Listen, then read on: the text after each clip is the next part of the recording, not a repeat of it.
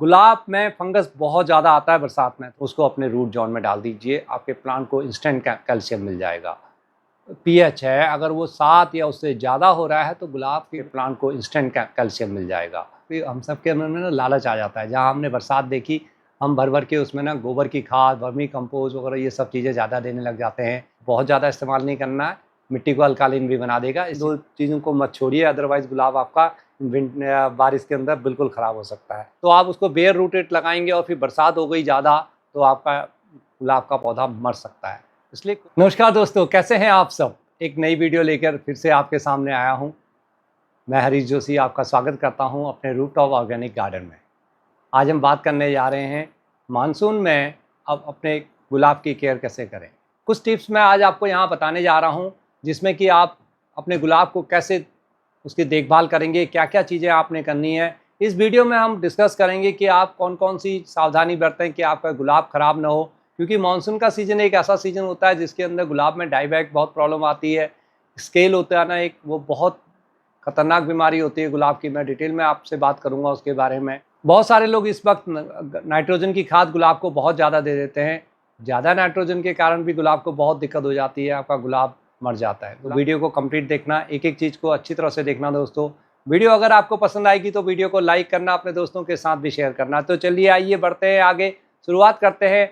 और आगे बढ़ने से पहले मैं जो भी नए जुड़े हैं सबसे आपसे रिक्वेस्ट करूंगा कि अगर आप नए जुड़े हैं तो हमारे चैनल को सब्सक्राइब करें, क्योंकि बहुत अच्छी इन्फॉर्मेशन मैं देता रहता हूं, आपको जेन्युइन इन्फॉर्मेशन देता हूं। जो मेरा अपना 25-30 साल का एक्सपीरियंस है, उस एक्सपीरियंस से लेके और जो भी मैंने गार्डनिंग में सीखा है वो सब आपको बताने की मैं कोशिश करता हूँ। अगर आप मेरी 2-4 वीडियो देखेंगे ना तो ज़रूर मुझे सब्सक्राइब कर लेंगे। तो सबसे पहली बात मैं करूँगा, जो मैंने अभी आपको मानसून टिप्स में भी बताया था कि अपने गुलाब के पॉट्स की आपको ड्रेनेज सिस्टम को चेक करना है। ये तो सबसे इम्पॉर्टेंट है, क्योंकि अगर पानी रुका ना तो आपका गुलाब 100% फिर उसमें मरेगा ही मरेगा।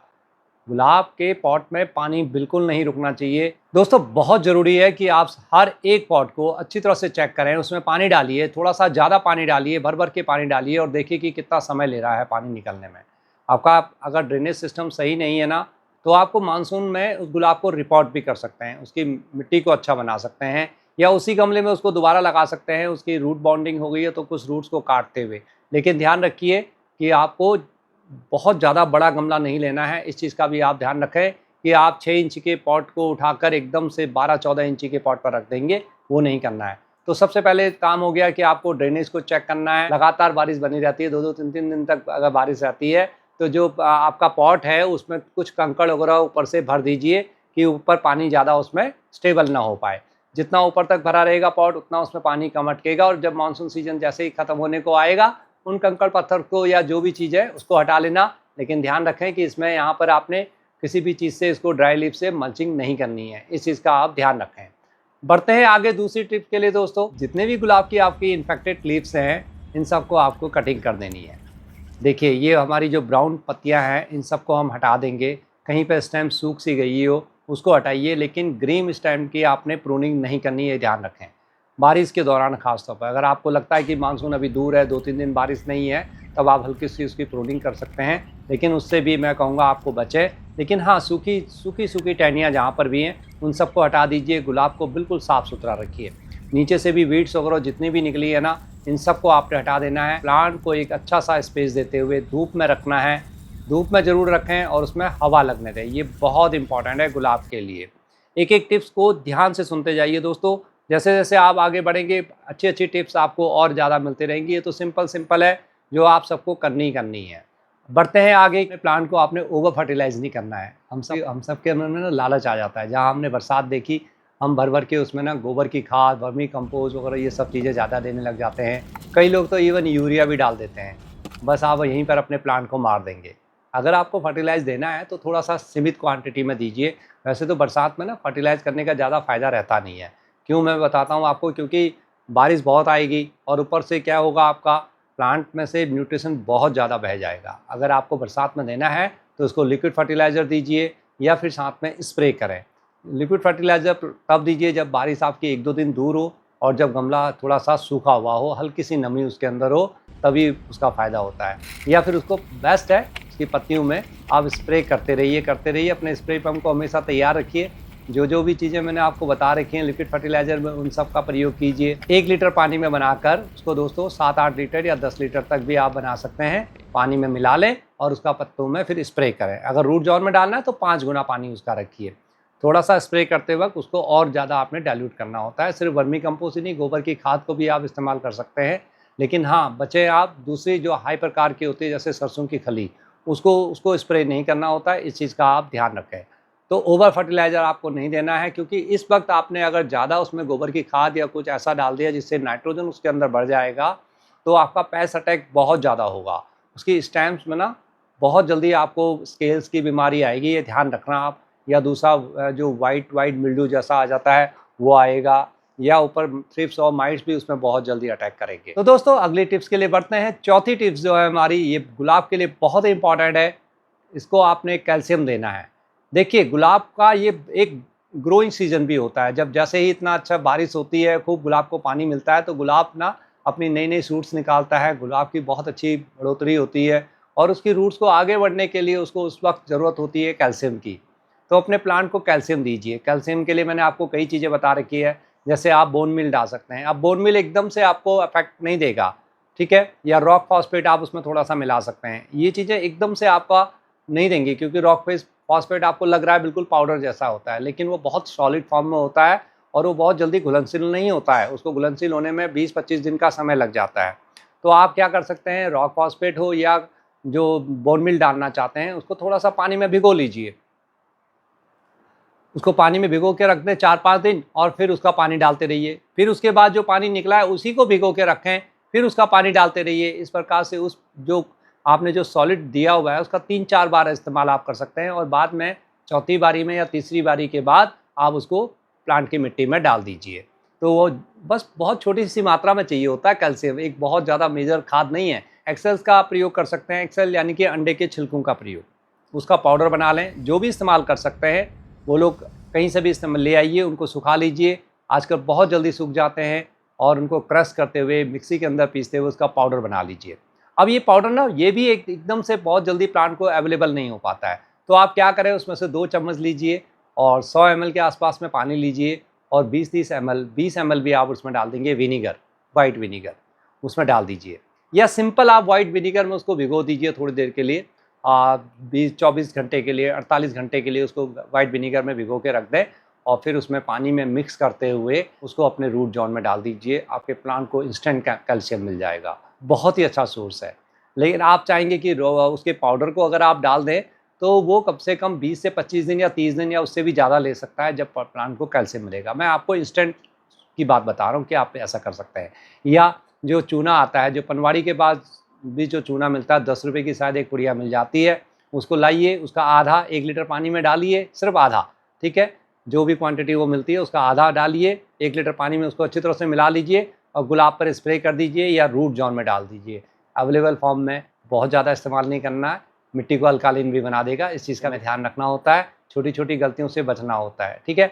ये बहुत समझदारी का काम होता है। तो आपके प्लांट को कैल्शियम मिलेगा और कैल्शियम मिलेगा ना, आप देखना उसकी ज़बरदस्त ग्रोथ होगी, नई-नई शूट्स आएँगी।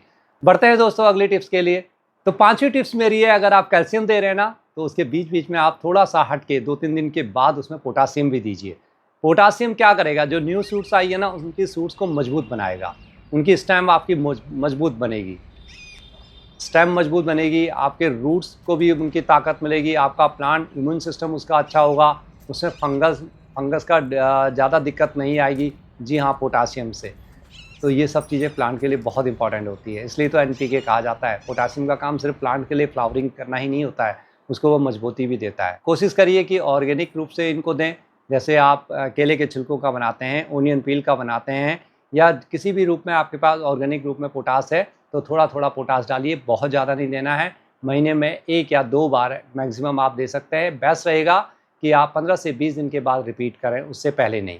तो बहुत ज़्यादा पोटास देने की भी आवश्यकता नहीं है, नहीं तो वो फ्लावरिंग पर ज़्यादा चले जाएगा आपका प्लांट और उसमें उसकी ग्रोथ कम होगी। इस चीज़ का भी हमें ध्यान रखना है। अब आपने बोला कि सर ने पोटास देने के लिए बोला है, हर तीसरे दिन आप केले के छिलकों का या ओनियन पील का या 5वें दिन में 10वें दिन में उसमें डालते रहेंगे, तो आपके छोटे-छोटे फूल आएँगे या फूल बड़े भी आएँगे, लेकिन फ्लावरिंग ज़्यादा होगी, जितनी भी टहनियाँ हैं, प्लांट ग्रोथ की तरफ कम जाएगा। ये भी चीज़ें ध्यान रखनी है, इसलिए संतुलित रखना है आपको प्लांट को। थोड़ा-सा उसको हल्का सा आपने लिक्विड फर्टिलाइज़र देते हुए कैल्शियम देना है और हल्का सा आपने पोटास देना है दोस्तों।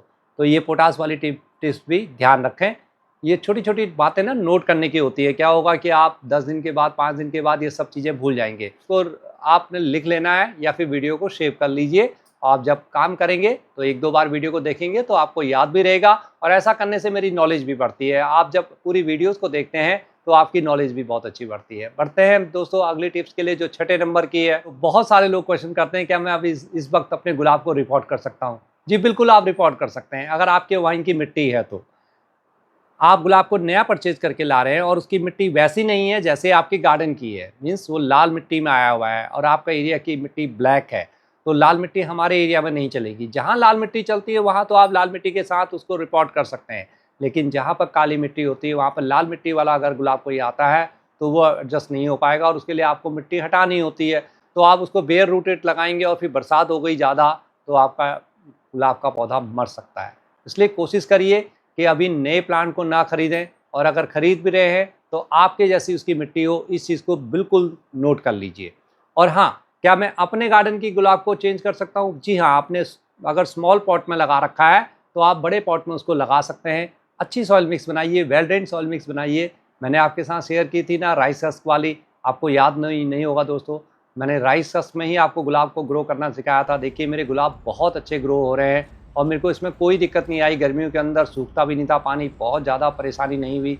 जब भी टेम्परेचर गया ज़्यादा, थोड़ा-सा पत्तियाँ जली ज़रूर, लेकिन दोस्तों फिर भी आप देख रहे हैं मेरे गुलाब फिर भी हेल्दी हैं, फिर भी इनमें थोड़ा-थोड़ा फ्लावरिंग भी हो रही है। तो ये कमाल होता है अच्छी आपकी अगर मिट्टी हो तो।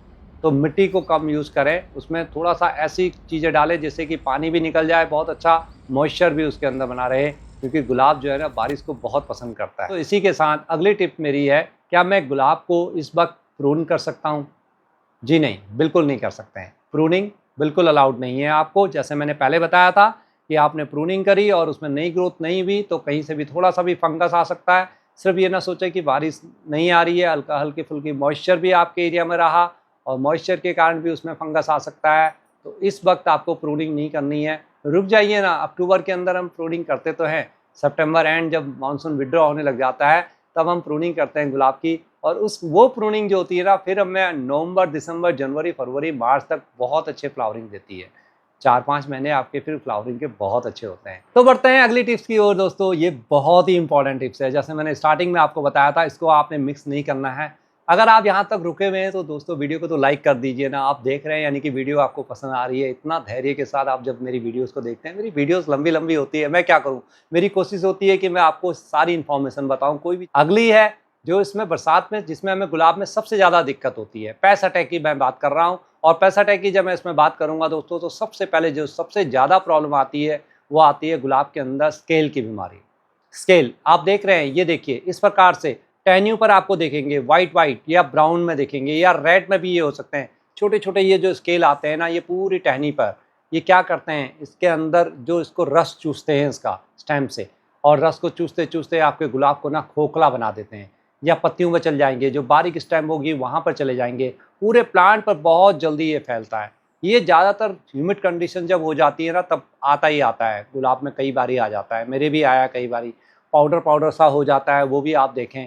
ये सब देखते रहिए, ऑब्ज़र्व करिए कि कहीं भी प्लांट में थोड़ा छोटा-सा भी आपको कहीं कुछ ऐसा दिखाई देता है तो उसको आपने सबसे पहले उसका ध्यान करना है और उसको हटाना है। देखिए सबसे आसान मैं उस चीज़ के लिए आपको कहूँगा कि आप जो टूथब्रश होता है ख़राब वाला उसको रखिए अपने गार्डन में और उसको पूरा अच्छी तरह से क्रॉच दीजिए। बिल्कुल खरोंचिए, ऐसे-ऐसे करते हुए ऊपर-नीचे उसको अच्छी तरह से खरोंचें।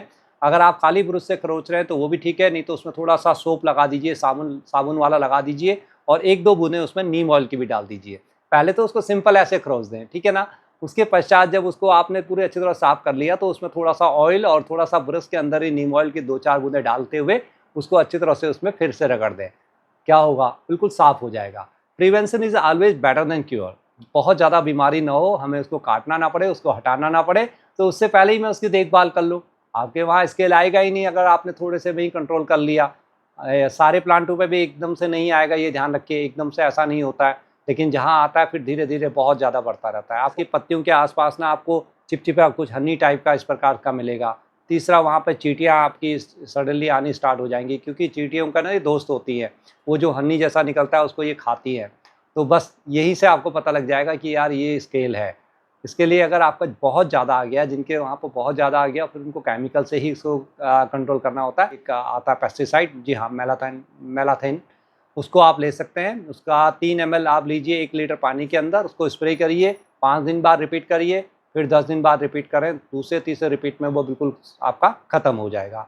लेकिन मैं ऑर्गेनिकली आपको जो अभी बताया कि आप नीम ऑयल का अगर स्प्रे करेंगे तो वो बेस्ट है। नीम ऑयल में अगर आप थोड़ा सा मिलाना चाहते हैं, हल्का सा सरसों का तेल और हल्का सा उसमें साबुन मिला दीजिए। और ये है दोस्तों 9 नंबर की टिप, फंजीसाइड। जी हाँ, गुलाब में फंगस बहुत ज़्यादा आता है बरसात में। थोड़ा सा पानी रुका, जैसे मैंने पहले बताया, या कहीं पर कुछ दिक्कत हुई तो आपका फंगस आ गया और गुलाब में डाई बैक हो जाएगा, नीचे से प्रॉब्लम आ जाएगी।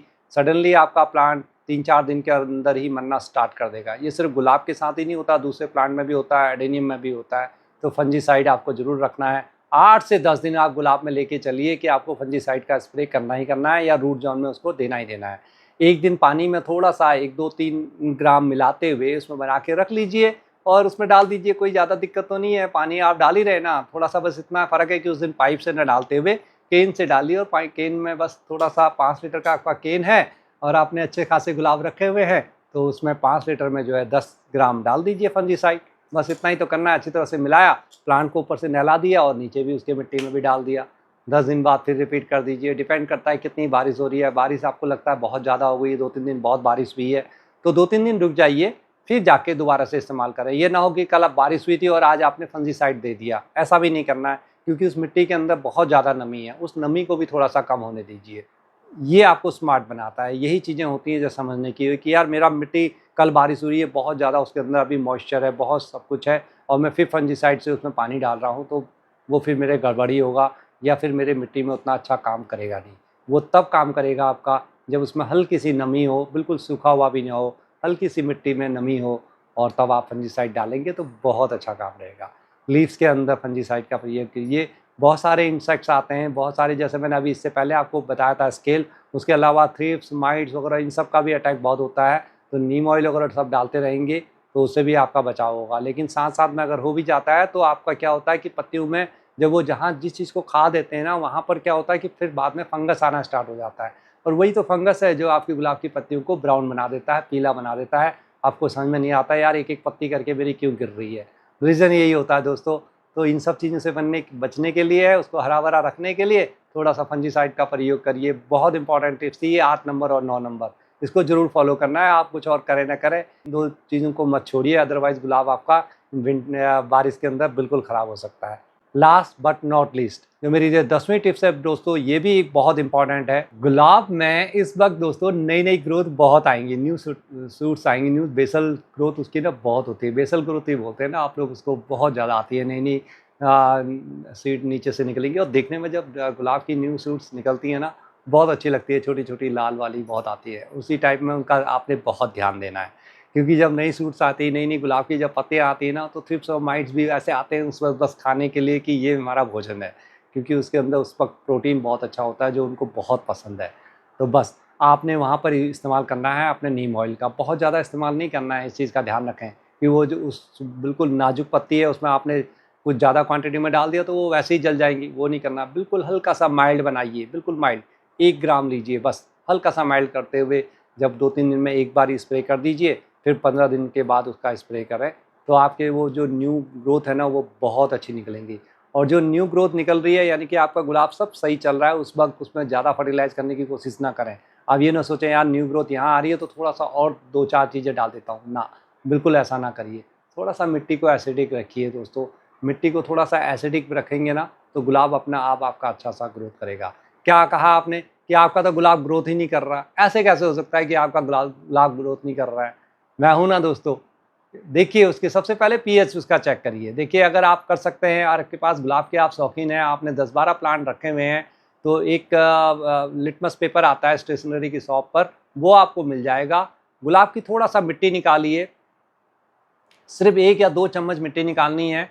अपने आरओ से पानी लेना है, आपने उस 2 चम्मच पानी को उस आरओ के अंदर, आरओ के पानी में डाल दीजिए। पानी बहुत ज़्यादा नहीं लेना है, 50 ml उसमें डाल दीजिए और उसको थोड़ा सा अच्छी तरह से हिला लीजिए बस। जब हिलाने के बाद उसको 5 और 10 मिनट के लिए छोड़ दीजिए। उसके बाद लिटमस पेपर को निकालिए, उसमें डिप करिए, वो आपका बता देगा कि आपका मिट्टी कैसी है। पीएच है, अगर वो 7 या उससे ज़्यादा हो रहा है तो गुलाब की ग्रोथ तो नहीं होनी थी, फिर होएगी नहीं। कैसे होएगी?